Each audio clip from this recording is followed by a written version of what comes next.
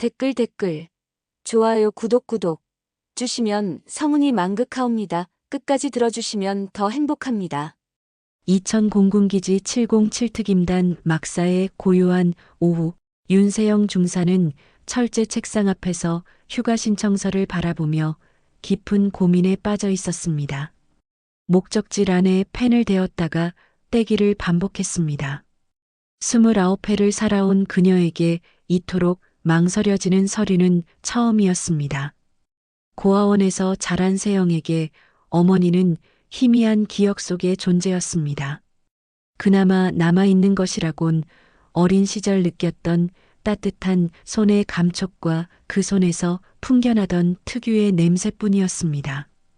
비린내와 함께 전해지던 그 냄새, 그리고 귓가에 아련하게 남아있는 자갈치라는 단어. 아마도 어머니가 일하던 곳이었을 것이라는 막연한 추측이 전부였습니다. 특수부대 중사로서 그녀의 일상은 규칙적이고 명확했습니다. 새벽 5시 기상나팔로 시작되는 하루, 혹독한 체력 단련과 전술훈련, 동료들과의 간결한 소통. 하지만 오늘만큼은 그 모든 일과가 무의미하게 느껴졌습니다. 마음 깊은 곳에서 25년간 잠들어 있던 갈망이 다시 꿈틀거리고 있었기 때문입니다. 세영은 마침내 결단을 내렸습니다. 목적지 안에 부산 자갈치 시장이라고 또박또박 적었습니다. 25년 동안 마음속에만 품고 있던 궁금증을 더 이상 미룰 수는 없었습니다. 설령 아무것도 찾지 못한다 하더라도 최소한 그 장소만큼은 직접 확인하고 싶었습니다. 다음 날 새벽 6시 세영은 군용 배낭에 간소한 짐을 챙겨 넣으며 부산행을 준비했습니다. 동료들에게는 단순한 개인 휴가라고만 말했지만 사실 이번 여행이 자신의 인생에서 얼마나 중대한 의미를 갖는지 스스로도 정확히 가늠할 수 없었습니다. KTX에 몸을 맡긴 채 차창 밖으로 펼쳐지는 풍경을 바라보며 세영은 복잡한 심경에 휩싸였습니다. 기대와 불안이 교차하는 가운데 가슴 한구석에서는 무언가가 자신을 부산으로 이끌고 있다는 확신만이 선명했습니다. 부산역에 도착한 시각은 오전 11시였습니다. 남쪽 바다의 짠내가 섞인 공기가 폐를 가득 채웠습니다. 택시에 올라 자갈치 시장으로 가주세요라고 말하는 순간 심장 박동이 급격히 빨라졌습니다. 25년 만에 마주하게 될 운명적인 장소가 바로 앞에 있었습니다. 자갈치 시장 입구에 들어선 순간 세영은 묘한 기시감에 휩싸였습니다. 분명 처음 와본 곳인데도 이 모든 것이 낯설지 않았습니다. 각종 해산물의 비린내, 상인들의 구성진 호객 소리, 좁은 골목길의 구조까지도 어딘가 익숙했습니다. 세영은 천천히 시장 안쪽으로 걸어가며 주변을 세심하게 살폈습니다. 혹시 어머니의 흔적을 발견할 수 있을지도 모른다는 희미한 기대를 품고서 말입니다. 시장 골목을 천천히 걸어가던 세영의 발걸음이 갑자기 멈춰섰습니다. 생선가게 앞에서 들려오는 거친 남자 목소리 때문이었습니다. 야, 강미옥, 또 자릿세 밀렸다며? 목소리의 주인은 40대 초반으로 보이는 건장한 남자였습니다. 검은 가죽 잠바를 걸친 그의 얼굴에는 흉터가 선명하게 새겨져 있었고 주변에는 4명의 부하들이 에워싸고 있었습니다. 생선가게 앞에서 한 중년 여성이 움츠러든 채 서 있었습니다. 50대 중반으로 보이는 그 여성이 바로 강미옥이었습니다. 그녀는 고개를 숙인 채 떨리는 목소리로 대답했습니다. 한도철 씨, 조금만 기다려주세요. 요즘 장사가 안 돼서. 하지만 한도철은 들을 생각이 없어 보였습니다. 기다려달라고? 벌써 2달째잖아. 도철이 미옥의 뺨을 툭툭 치며 비아냥거렸습니다. 이런 식으로 나오면 우리도 곤란하다고. 미옥은 뺨을 맞으며도 참고 있었습니다. 주변의 다른 상인들도 모두 고개를 돌린 채 못 본 척하고 있었습니다. 오랜 세월 이런 일이 반복되어 온 듯 했습니다. 세영은 그 광경을 지켜보며 주먹을 꽉 쥐었습니다. 707특임단에서 단련된 정의감이 끌어올랐습니다. 하지만 민간인 분쟁에 개입하는 것이 적절한지 망설여졌습니다. 그런데 미옥이 도철에게 밀려 비틀거리며 생선들이 바닥에 흩어지는 모습을 보는 순간 더 이상 참을 수 없었습니다. 어이, 돌문어 대가리. 세영이 큰 소리로 외쳤습니다. 도철과 그의 부하들이 일제히 고개를 돌렸습니다. 예상치 못한 도발에 잠시 당황하는 기색이었습니다. 그러다가 세영의 모습을 제대로 본 도철이 비웃음을 터뜨렸습니다. 뭐야, 이 꼬맹이가 돌문어 대가리라고? 도철의 부하들도 함께 웃어댔습니다. 야, 아가씨. 어른들 일하는데 끼어들면 다쳐. 하지만 세영은 물러설 생각이 없었습니다. 오히려 한 걸음 더 다가갔습니다. 아저씨들, 여기서 이런 식으로 장사하시는 분을 괴롭히는 게 맞습니까? 세영의 목소리는 차분했지만 단호했습니다. 미옥은 세영을 걱정스럽게 바라보며 고개를 저었습니다. 위험하니 개입하지 말라는 신호였습니다. 골목으로 나와. 예의 없는 것 좀 가르쳐 줘야겠네. 도철이 손가락으로 세영을 가리키며 말했습니다.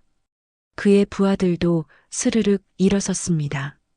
총 5명이 세영을 에워싸며 좁은 골목길로 향했습니다. 세영은 조용히 그들을 따라갔습니다. 골목 안쪽으로 들어가자 도철이 주먹을 쥐며 다가왔습니다. 이 계집년이 감히. 하지만 그의 말이 끝나기도 전에 세영의 움직임이 시작되었습니다. 707특임단에서 수년간 단련된 격투술이 순식간에 펼쳐졌습니다. 도철의 주먹이 날아오자 세영은 몸을 틀어 피하며 동시에 그의 팔목을 잡아 비틀었습니다. 아! 도철이 비명을 지르며 바닥에 엎어졌습니다. 부하들이 일제히 달려들었지만 특수부대 중사의 실력 앞에서는 아무 소용이 없었습니다. 10분도 채 걸리지 않아 5명 모두 골목 바닥에 뒹굴고 있었습니다. 골목에서 조폭들을 제압한 후 세영은 다시 시장으로 돌아갔습니다. 강미옥은 여전히 생선가게 앞에서 흩어진 상품들을 주워 담고 있었습니다. 세영이 다가가자 미옥은 고개를 들어 그녀를 바라봤습니다. 괜찮으세요? 세영이 물으며 미옥을 부축했습니다. 아이고, 고마워요. 그런데 괜찮겠어요? 그 사람들이 또. 미옥의 목소리에는 걱정이 가득했습니다. 하지만 세영은 담담한 표정으로 미소를 지었습니다. 걱정하지 마세요. 당분간은 안 올 거예요. 미옥은 안도의 한숨을 쉬며 세영을 자세히 바라봤습니다. 그런데 갑자기 미옥의 표정이 굳어졌습니다. 세영이 머리를 숙여 바닥에 생선을 주우려는 순간 목 뒤편에 있는 작은 점을 발견했기 때문이었습니다. 미옥의 손이 떨리기 시작했습니다. 그 점의 위치와 모양이 너무나 익숙했습니다. 25년 전 기억 속에 그 점과 정확히 일치했습니다.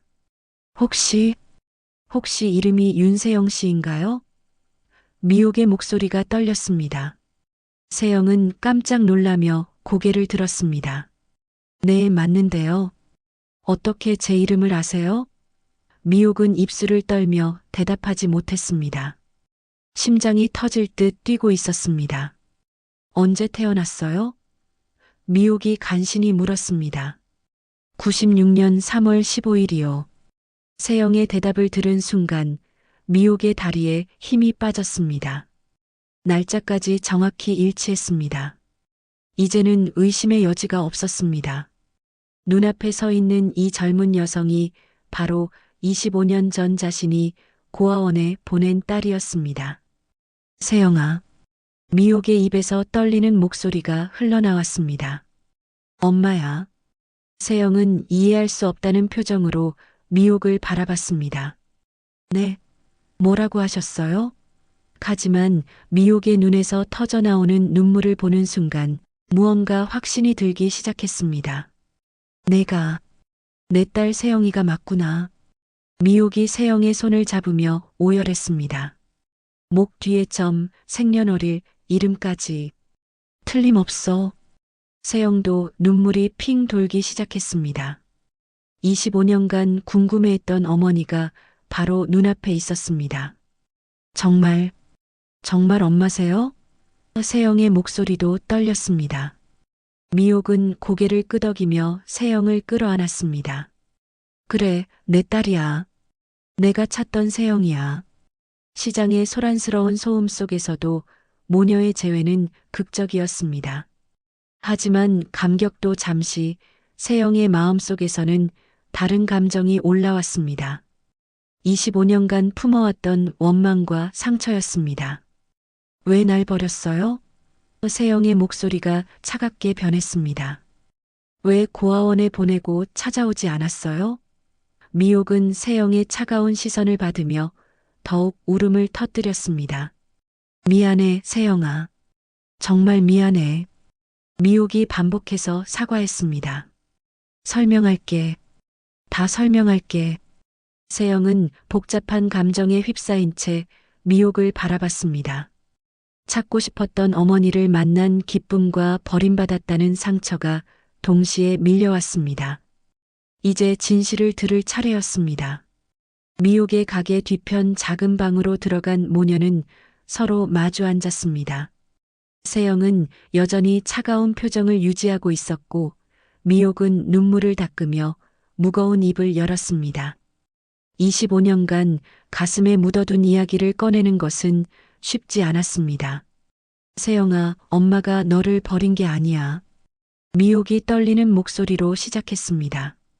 내 아빠 오상렬이라는 사람은 술만 마시면 사람이 달라졌어. 나를 때리고 너한테까지 손을 대려고 했지. 세영은 미옥의 말을 조용히 들었습니다. 아버지에 대한 기억은 전혀 없었기 때문입니다. 그것만이 아니었어. 내 아빠가 도박에 빠져서 사채를 엄청나게 끌어다 썼거든. 미옥의 목소리가 더욱 떨렸습니다. 사채업자들이 매일 집에 찾아와서 협박했어. 너를 데려가겠다고 장기라도 팔아서 돈을 갚으라고 말이야. 세영의 표정이 조금씩 누그러지기 시작했습니다. 미옥은 과거를 회상하며 계속 말했습니다. 어느 날 밤 사채업자들이 너를 정말로 데려가려고 했어. 그때 엄마가 결심한 거야. 너라도 안전한 곳으로 보내야겠다고. 눈물이 미옥의 뺨을 타고 흘러내렸습니다. 고아원이 차라리 내게는 더 안전한 곳이라고 생각했어. 세영은 미옥의 이야기를 들으며 마음이 복잡해졌습니다. 어머니를 원망했던 감정이 조금씩 누그러지고 있었습니다. 그럼 왜 찾아오지 않으셨어요? 25년 동안. 세영의 목소리에는 여전히 서운함이 담겨 있었습니다. 찾으러 갔어, 세영아. 몇 번이나 갔어. 미옥이 고개를 저으며 말했습니다. 하지만 고아원에서는 내가 좋은 집에 입양됐다고 하더라고. 그래서 엄마는 내가 행복하게 살고 있다면 방해하지 말아야겠다고 생각했어. 미옥의 목소리가 더욱 작아졌습니다. 그리고 엄마도 살기가 힘들었어. 내 아빠는 사채업자들한테 쫓기다가 어디론가 도망가 버렸고 엄마 혼자 남은 빚을 갚아야 했거든. 미옥이 세영의 손을 잡으며 말했습니다. 자갈치 시장에서 25년 동안 하루도 빠지지 않고 일했어. 혹시라도 내가 엄마를 찾아올까 봐서 말이야. 세영은 미옥의 거친 손을 바라봤습니다. 수십 년간 생선을 다루며 살아온 흔적이 고스란히 남아 있었습니다. 엄마는 매일 시장 입구에서 너를 기다렸어. 혹시라도 내가 기억을 되찾고 엄마를 찾으러 올까 해서. 미옥의 고백을 듣는 순간 세영의 눈에서도 눈물이 흘러내렸습니다. 정말 그랬어요? 세영이 간신히 물었습니다. 미옥은 고개를 끄덕였습니다. 그래, 세영아. 엄마는 하루도 너를 잊은 적이 없어. 밤마다 너를 생각하며 울었어. 이제 세영도 참을 수 없었습니다. 25년간 쌓인 원망이 눈물과 함께 흘러내렸습니다. 엄마. 세영이 처음으로 미옥을 엄마라고 불렀습니다. 미옥은 세영을 끌어안으며 더욱 큰 소리로 울었습니다. 미안해, 세영아. 정말 미안해. 모녀는 25년 만에 진정한 화해의 눈물을 흘렸습니다. 오해와 상처로 얼룩진 시간들이 비로소 치유되기 시작했습니다. 드디어 화해한 모녀는 서로를 꼭 끌어안으며 25년간의 그리움을 달랬습니다. 세영은 부대로 돌아가기 전 미옥과 함께 시간을 보내기로 했습니다. 가게를 정리하고 함께 저녁을 먹으며 그동안의 이야기를 나누었습니다. 미옥은 세영이 군인이 된 것을 자랑스러워했고 세영은 어머니의 억센 삶을 존경하게 되었습니다. 이제 주말마다 부산에 올게요, 엄마. 세영이 미옥의 손을 잡으며 약속했습니다. 미옥은 기쁨에 겨워 고개를 끄덕였습니다. 그래, 세영아. 엄마가 맛있는 것 많이 해줄게. 25년 만에 되찾은 딸과의 약속은 미옥에게 새로운 삶의 희망이었습니다. 한편 시장 한쪽에서 이 모든 상황을 지켜보고 있던 사람이 있었습니다. 바로 문창호였습니다. 57세의 그는 707특임단 전역 상사 출신으로 현재는 자갈치 시장에서 건어물 장사를 하고 있었습니다. 그는 세영이 조폭들을 제압하는 장면을 목격했고 미옥과의 재회도 멀리서 지켜봤습니다. 창호는 세영의 움직임을 보는 순간 그녀가 특수부대 출신임을 직감했습니다. 그 정확하고 효율적인 격투술은 민간에서 배울 수 있는 것이 아니었습니다. 특히 707특임단의 전투기법과 매우 유사했습니다. 창호는 오랜 군 경험으로 이를 정확히 파악할 수 있었습니다. 세영이 부대로 돌아간 후 창호는 미옥에게 다가갔습니다. 미옥 씨, 아까 그 젊은 분이 따님이시죠? 미옥은 놀라며 창호를 바라봤습니다. 어떻게 아셨어요? 창호는 미소를 지으며 대답했습니다. 표정을 보니 알겠더라고요. 그런데 따님이 군인이신 것 같은데 혹시 특수부대이신가요? 미옥은 고개를 끄덕였습니다. 네, 707특임단이라고 하더라고요. 창호의 눈이 반짝였습니다. 역시 그렇군요. 저도 그곳 출신입니다. 미옥은 깜짝 놀랐습니다. 창호는 계속 말했습니다. 따님 실력이 보통이 아니에요. 한도철 일당을 혼자서 제압하다니. 그런데 이때 한도철이 상처투성이로 나타났습니다. 그의 얼굴은 분노로 일그러져 있었습니다. 강미옥, 너 그 계집년이 누구야? 도철은 부하들과 함께 미옥의 가게로 다가왔습니다. 오후에 당한 굴욕을 되갚으려는 것이었습니다. 오늘 일은 이걸로 끝이 아니야. 보스한테 보고했으니까 각오해. 도철이 이를 갈며 말했습니다. 창호가 앞으로 나서려 했지만 도철은 이미 떠난 후였습니다. 미옥은 불안에 떨었지만 세영에게는 알리고 싶지 않았습니다. 겨우 찾은 딸을 또 잃고 싶지 않았기 때문입니다. 그날 밤 도철은 조직의 보스인 오태식에게 상황을 보고했습니다. 보스님, 오늘 자갈치에서 이상한 년이 나타나서 우리를 박살냈습니다. 태식은 차가운 눈빛으로 도철을 바라봤습니다. 뭐? 계집년 하나가? 도철은 굴욕스럽게 고개를 숙였습니다. 아마 무술을 배운 것 같습니다. 오태식은 분노했습니다. 수십 년간 자갈치 시장을 지배해온 자신의 위신이 땅에 떨어진 것이었습니다. 그 계집년이 누구든 상관없어. 강미옥부터 제대로 본때를 보여줘라. 태식의 명령은 단호했습니다. 이제 진짜 보복이 시작될 참이었습니다. 다음 날 아침 미옥은 평소처럼 가게를 열었습니다. 하지만 마음 한편으로는 어제 한도철이 던진 위협의 말이 계속 맴돌았습니다. 그럼에도 불구하고 딸을 다시 잃고 싶지 않다는 마음으로 세영에게는 알리지 않기로 했습니다. 단지 조용히 견디면 될 것이라고 생각했습니다. 하지만 오태식 조직의 보복은 미옥이 예상했던 것보다 훨씬 치밀하고 잔혹했습니다. 오전 10시경 한도철과 그의 부하들이 다시 나타났습니다. 이번에는 어제와는 달리 조직적으로 움직였습니다. 강미옥, 어제 일 때문에 왔어. 도철의 목소리에는 복수심이 가득했습니다. 미옥이 대답하기도 전에 조폭들은 가게를 난장판으로 만들기 시작했습니다. 진열대를 뒤엎고 얼음 위에 정갈하게 놓여있던 생선들을 바닥에 내동댕이 쳤습니다. 고등어, 갈치, 조개류가 시장 바닥에 흩어졌습니다. 미옥은 그저 바라볼 수밖에 없었습니다. 이제부터 매일 이럴 거야.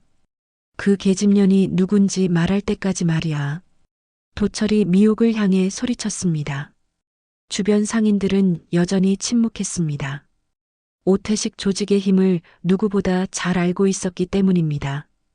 함부로 나섰다가는 자신들도 똑같은 일을 당할 수 있었습니다. 연일 이런 일이 반복되었습니다. 미옥이 가게를 정리하면 조폭들이 나타나서 다시 박살냈습니다. 새로 들여놓은 상품들이 매일 바닥에 나뒹굴었습니다. 미옥의 하루 매출은 거의 제로에 가까웠지만 그녀는 참고 견뎠습니다. 딸에게 피해가 가는 것만은 막고 싶었습니다. 문창호는 이런 상황을 지켜보며 분노했습니다. 같은 707 출신으로서 전우의 어머니가 당하는 모습을 더 이상 견딜 수 없었습니다. 창호는 마침내 결단을 내렸습니다. 예전 전우들에게 연락을 취하기 시작했습니다. 형님들, 도움이 필요합니다. 창호는 먼저 현재 부산에서 경찰관으로 근무하는 유상민에게 전화했습니다. 상민아, 나 문창호야. 혹시 오태식이라는 조폭 알고 있니? 상민은 놀라며 대답했습니다. 아, 형님. 그 조직 지금 우리가 내사하고 있어요. 왜 갑자기 그러세요? 창호는 상황을 설명했습니다. 707 후배의 어머니가 오태식 조직에게 테러를 당하고 있다는 것, 그리고 그 후배가 윤세영 중사라는 것까지 말입니다. 상민은 즉시 관심을 보였습니다. 그럼 우리가 수사하고 있는 건과 연결해서 도움을 드릴 수 있을 것 같은데요. 마침내 창호는 가장 중요한 전화를 걸었습니다. 바로 세영에게였습니다. 윤 중사님, 저는 문창호라고 합니다. 707 전역 상사인데요. 세영은 의아해했습니다. 네, 말씀하세요. 창호는 심호흡을 하고 말했습니다. 어머님이 위험에 처해 계십니다. 세영은 전화를 받는 순간 머리가 하얘졌습니다. 무슨 말씀이세요? 창호는 지난 며칠간의 상황을 상세히 설명했습니다. 조폭들이 매일 가게를 박살내고 있다는 것, 어머니가 딸에게 알리지 않으려고 혼자 견디고 있다는 것까지 모든 걸 털어놨습니다. 지금 당장 부산으로 내려가겠습니다. 세영의 목소리가 차갑게 변했습니다. 창고는 계속 말했습니다. 중사님, 혼자 오시면 안 됩니다. 이번에는 조직적으로 대응해야 해요. 저희 전우들과 경찰이 함께 움직이겠습니다. 이제 진짜 전쟁이 시작될 참이었습니다. 7장. 세영은 휴대폰을 끊자마자 급히 준비를 시작했습니다. 사단장실로 향하며 긴급휴가 신청서를 작성했습니다. 사단장님, 가족이 위험에 처했습니다. 세영의 진지한 표정을 본 사단장은 즉시 휴가를 승인했습니다. 25년 만에 찾은 어머니가 조폭들에게 테러를 당하고 계십니다. 문창호는 이미 작전 준비에 착수했습니다. 부산 지역에 거주하는 707 전역자들에게 연락을 취했습니다. 백동재, 정세진, 홍기석, 노기훈 등 믿을 만한 전우들이 하나둘 응답했습니다. 형님, 무슨 일입니까? 그들의 목소리에는 즉시 출동할 준비가 되어 있다는 의지가 담겨 있었습니다. 우리 후배 윤세영 중사 어머니가 오태식 조직한테 당하고 계신다. 이번에는 제대로 정리해야겠어. 창호의 말에 전우들은 모두 분노했습니다. 707 가족을 건드린 것에 대한 응징이 필요했습니다. 언제 모입니까? 백동재가 물었습니다. 내일 새벽 5시 자갈치 인근에서 만나자. 한편 유상민은 경찰서에서 오태식 조직 수사 자료를 검토하고 있었습니다. 마침 강력팀에서는 수개월째 오태식 일당의 불법 행위에 대한 증거를 수집하고 있었습니다. 자릿세 갈취, 폭력 행사, 협박 등 여러 혐의들이 포착되어 있었습니다. 이번 기회에 한 번에 정리하자. 상민이 팀장에게 보고했습니다. 세영은 밤늦게 부산에 도착했습니다. 어머니 가게 근처에서 창구와 만났습니다. 중사님, 정말 미안합니다. 진작 연락드렸어야 했는데. 창호가 고개를 숙였습니다. 세영은 차분하게 대답했습니다. 아닙니다. 상황 파악부터 하겠습니다. 두 사람은 조용히 오태식 조직의 아지트를 정찰했습니다. 새벽 4시 707 전우들이 하나둘 집결했습니다. 모두 검은 옷차림으로 무장한 그들의 모습은 여전히 현역 못지않았습니다. 세영이 작전을 브리핑했습니다. 목표는 오태식 조직 완전 제압입니다. 증거 보전과 현행범 체포가 목적이니 과도한 폭력은 자제하겠습니다. 유상민도 경찰 기동대와 함께 대기하고 있었습니다. 707 형님들이 진입하면 우리가 후속 조치를 담당하겠습니다. 경찰과 전역 특수부대원들의 공조작전이 시작되려 하고 있었습니다. 모든 준비가 완료되었습니다. 새벽 5시 정각 작전이 개시되었습니다. 세영을 선두로 한 정면 공격팀과 창호가 이끄는 후방 차단팀으로 나뉘어 동시에 진입했습니다. 오태식 조직은 전혀 예상하지 못한 기습에 당황했습니다. 술에 취해 잠들어 있던 조직원들은 제대로 저항조차 할 수 없었습니다. 세영은 직접 오태식과 대면했습니다. 누구야 너? 태식이 당황하며 소리쳤습니다. 하지만 세영의 대답은 간단했습니다. 강미옥 어머니 괴롭힌 대가입니다. 태식이 반항하려 했지만 707 특임단 중사의 실력 앞에서는 무력했습니다. 정확한 일격에 태식은 바닥에 쓰러졌습니다. 15분 만에 모든 작전이 종료되었습니다. 오태식을 비롯한 조직원 전원이 제압되었고 경찰이 현장에 도착해 현행범으로 체포했습니다. 수년간 자갈치 시장을 괴롭혀온 조직이 하룻밤 사이에 완전히 해체된 것이었습니다. 이제 진정한 평화가 찾아올 차례였습니다. 조폭 조직이 완전히 해체된 후 자갈치 시장에는 오랜만에 평화가 찾아왔습니다. 상인들은 더 이상 자릿세에 대한 두려움 없이 장사할 수 있게 되었습니다. 하지만 미옥의 가게는 연일 계속된 테러로 인해 회복 불가능한 상태였습니다. 진열대는 부서졌고 냉장 시설도 망가져 있었습니다. 세영은 어머니의 가게를 둘러보며 마음이 아팠습니다. 25년 만에 만난 어머니가 이런 고생을 해야 했다는 사실이 가슴을 먹먹하게 만들었습니다. 엄마, 이제 어떻게 하실 거예요? 세영이 조심스럽게 물었습니다. 미옥은 한숨을 쉬며 망가진 가게를 바라봤습니다. 다시 시작해야지 뭐. 이 나이에 새로 시작하기가 쉽지 않겠지만 미옥의 목소리에는 체념이 섞여 있었습니다. 하지만 세영은 이미 다른 계획을 세우고 있었습니다. 그동안 모아둔 적금과 군인연금으로 새로운 시작을 함께할 생각이었습니다. 엄마, 이천으로 와요. 세영이 갑자기 말했습니다. 제가 모아둔 돈으로 같이 횟집을 해요. 부대 근처라서 손님도 많을 거고 무엇보다 우리가 함께 있을 수 있잖아요. 미옥은 깜짝 놀라며 세영을 바라봤습니다. 세영아, 그런 큰 돈을 어떻게 해? 엄마, 저는 군인이라서 쓸 곳이 별로 없어요. 그동안 모은 돈을 이런 데 쓰지 않으면 언제 쓰겠어요? 세영의 진심 어린 제안에 미옥은 망설였습니다. 딸에게 부담을 주는 것 같아서였습니다. 하지만 내가 장사를 제대로 할 수 있을까? 엄마가 25년 동안 자갈치에서 버티셨잖아요. 못할 게 뭐 있어요?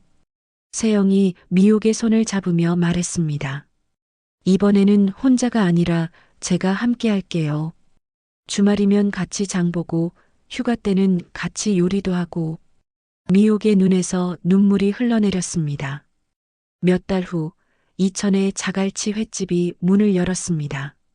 707특임단 부군이라는 입지 덕분에 부대원들이 단골이 되었고 문창호를 비롯한 전역자들도 자주 찾아왔습니다. 미옥은 새로운 환경에서 활기를 되찾았고 세영은 주말마다 앞치마를 두르고 어머니를 도왔습니다. 가장 큰 변화는 모녀의 관계였습니다. 25년간의 공백을 메우려는 듯 둘은 매일 새로운 대화를 나눴습니다. 세영은 어머니에게 군대 이야기를 들려주었고 미옥은 딸에게 요리법을 가르쳐 주었습니다. 진짜 가족의 일상이 시작된 것이었습니다. 어느 저녁 횟집 문을 닫고 난 후 모녀는 가게 앞 벤치에 나란히 앉았습니다. 이천의 밤하늘에는 별들이 반짝이고 있었습니다. 엄마, 이제 정말 함께 사는 거죠? 세영이 물었습니다. 미옥은 딸의 어깨에 머리를 기대며 대답했습니다. 그래, 세영아. 이제는 진짜 끝까지 함께야. 두 사람은 조용히 하늘을 올려다봤습니다. 25년 동안 떨어져 있었던 시간이 아깝지 않을 만큼 앞으로 함께할 날들이 더 많이 남아 있었습니다. 별빛 아래 앉아 있는 모녀의 모습은 평범하지만 완전했습니다. 거창한 성공이나 화려한 성취가 아닌 일상 속에서 함께 웃고 함께 일하며 서로를 돌보는 것. 그것이야말로 진정한 행복의 의미였습니다. 자갈치 시장의 비린내와 함께 시작된 이야기가 이천의 따뜻한 밤 공기 속에서 새로운 희망으로 피어오르고 있었습니다. 엄마, 내일도 함께 일어나서 함께 하루를 시작하는 거죠? 세영이 속삭이듯 물었습니다. 그럼 우리 딸아, 내일도 모레도 평생 함께야. 미옥의 대답에는 25년간 품어온 사랑이 고스란히 담겨 있었습니다. 더 이상 헤어질 이유도 혼자 견뎌야 할 이유도 없었습니다. 진짜 가족이 된 그들에게는 오직 함께할 내일들만이 기다리고 있었습니다.